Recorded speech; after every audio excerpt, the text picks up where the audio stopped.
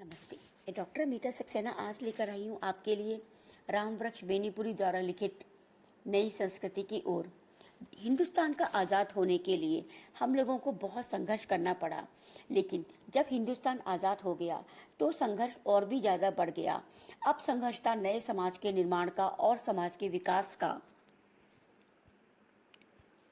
यकीन कीजिए, आज़ादी को पाने के लिए जितना संघर्ष करना पड़ा उससे ज़्यादा संघर्ष करना बाकी था नए समाज के निर्माण के लिए।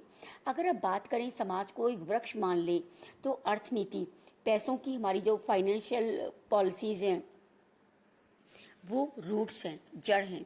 राजनीति, पॉलिटिक्स उसका तना है, स्तंभ है। विज्ञान उसकी डालियां हैं, ब्रांचेज हैं। और संस्कृति है फूल। आप पेड़ को उसके पत्तों या उसकी जड़ या उसके तने से नहीं पहचानते, आप पेड़ को पहचानते हो फूल के रंग और उसकी खुशबू से। संस्कृति भी कुछ ऐसी ही है। भारत की परंपराओं और संस्कारों का नाम है संस्कृति। संस्कृति रूपी फूल को देखकर हम अंदाजा लगाते हैं भारत की संस्कृति कितनी मधुर, सौम्य और खूबसूरत है। मूल और तना यानी कि जड़ और स्तंभ, तना वो सार्थक कब है? जब फूल है। अगर फूल बुझा बुझा है तो आपकी राजनीति कैसी भी हो और आपका अर्थशास्त्र कैसा भी हो, उसके कोई मायने नहीं, कोई दुनिया में उसे इज्जत नहीं देगा। लेकिन आज़ादी के बाद इतने सालों में हमने कितने सारे मोर्चों पर कुंठित कर दिया है। हमारे बीच इतना संघर्ष बढ़ा है राजनीतिक और आर्थिक दोनों ही पक्षों को लेकर कि ऐसा लगता है हमारी संस्कृति कभी दुनिया में सम्मान पा ही नहीं पाएगी। अब हमें चाहिए हम संस्कृति पे ध्यान दें, उसे खाद पानी दें। हमें अगर तने की डालियों की रक्षा करनी है, लेकिन हमें फूल को बनाए रखना होगा। हमें अपना अर्थशास्त्र, राजनीतिक सब कुछ संभाल के रखना है, लेकिन हमारी संस्कृति बिल्कुल वैसी ही बनी रहे। ये संस्कृति रूपी गुलाब के माली हम ही हैं। इस गुलाब की खुशबू पर सिर्फ हमारा ही हक है। इस फूलों के संसार, संस्कृति के मधुर संस्कारों के भौरे हम ही हैं। लेकिन हम क्या करें? अगर राजनीतिक और अर्थशास्त्री आपस में भिड़ गए, आपस में ही लड़ाई करते रहे, तो हमारी संस्कृति कहीं ना कहीं कुम्हला जाएगी। प्रेमचंद ने भी बोला है, रक्षा में हत्या ना हो जाए।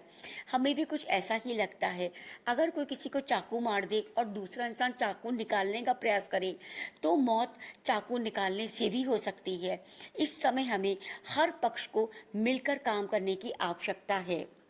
जब हम कहते हैं नई संस्कृति, इसका अर्थ ये नहीं है पुराने पूर्वजों को निकाल के बाहर फेंक दो, अपने दादा दादी को घर के बाहर निकाल दो। नहीं, नई संस्कृति का अर्थ ये बिल्कुल नहीं कि हम पुरानी संस्कृति को इरेज करेंगे, मिटा देंगे।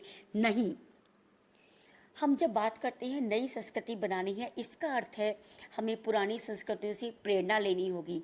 जो पुरानी संस्कृति की अच्छी बातें हैं हम उन्हें सबको लेना होगा, लेकिन हाँ, मानवता के प्रतिष्ठित करते हुए। अगर हमारी पुरानी परंपराओं या पुरानी संस्कृति में कुछ जाति भेद है या सामाजिक कुरीतियां हैं, हमें बस उससे दूर रहना है, वरना हमारी विरासत तो दुनिया में सिरमौर है। आगे वो कहते हैं ये जिम्मेदारी कौन उठाएगा?